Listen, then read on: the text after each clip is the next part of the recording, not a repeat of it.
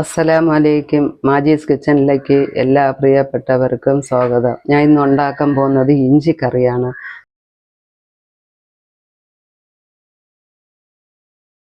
അതിന് വേണ്ട സാധനങ്ങൾ ഇത് 2 ചുള കുടംപുളിയാണ്. അതിനത് തിളപ്പിച്ച് വെള്ളത്തിൽ ഇട്ട് വെച്ചിരിക്കുന്നത്. 250 ഗ്രാം ഇഞ്ചി വറുത്ത് വെച്ചിട്ടുണ്ട്. 1.5 ടീസ്പൂൺ മുളക് പൊടി, 1/4 ടീസ്പൂൺ മഞ്ഞൾപ്പൊടി, 1/2 ടീസ്പൂൺ ഉലുവാപ്പൊടി, 1/2 ടീസ്പൂൺ കായപ്പൊടി, 2 ചെറിയ കഷ്ണം ശർക്കര. എനിക്കിതാ ഞാൻ ഇഞ്ചി അരച്ചിട്ട് വരട്ടെ കേട്ടാ. ഇതാ ഈ പരുവത്തിന് അരച്ചിട്ടുണ്ട്. ഇനി അടുത്തത് ഞാൻ ചെയ്യാൻ പോണത് പുളിയിലൂടെ ശർക്കരകളെ പൊട്ടിച്ചിട്ട് ഒന്ന് ചൂടാക്കി തിളപ്പിച്ചെടുക്കട്ടെ.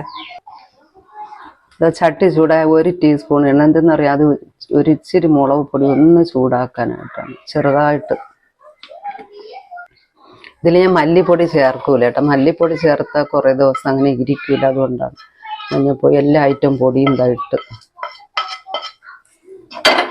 ജസ്റ്റ് ഒന്ന് ചൂടായാൽ മതി. ഇഞ്ചി ഇടണേ.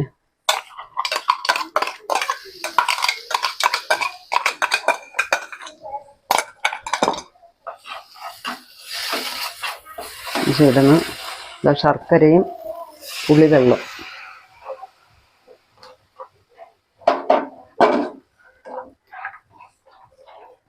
ആവശ്യത്തിനുള്ള ഉപ്പിടട്ടെ.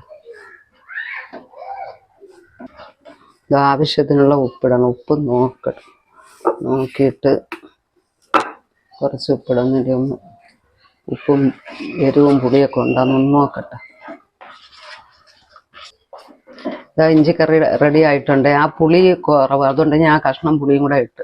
നല്ല ടേസ്റ്റ് ഉണ്ടാവും പുളി. ഇതാ ഈ പരുവത്തിലാക്കി എടുത്തിട്ടുണ്ടെങ്കിൽ ഇലയിൽ വയ്ക്കുമ്പം കറക്റ്റ് ആവുള്ളൂ. ഇനി കടു വറുത്തൊഴിക്കാം. ഇതാ കടു വറുത്തിട്ടുണ്ടേ.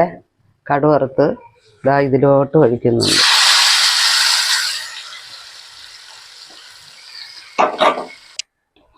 എനിക്കൊരു കാര്യം പറയാൻ വിട്ടുപോയേ. വട്ടത്തിന് ഇഞ്ചി നൈസായിട്ട് അരിഞ്ഞ് മൂപ്പിച്ചെടുത്ത ഇഞ്ചി ആയിരുന്നു കേട്ടാ.